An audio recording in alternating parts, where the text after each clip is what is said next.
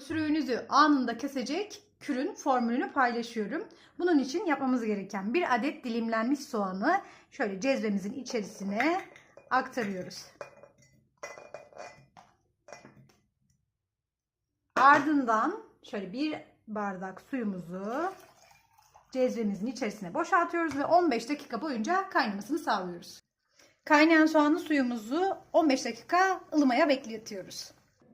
Soğan suyumuzun içerisine yarım çay bardağı limon suyumuzu ve de şöyle 1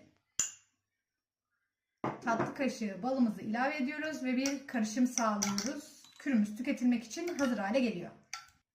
Bu kürü sabah ve akşam olmak üzere 2 çorba kaşığı tükettiğinizde geçmeyen şiddetli öksürüklerinize çare bulabileceksiniz.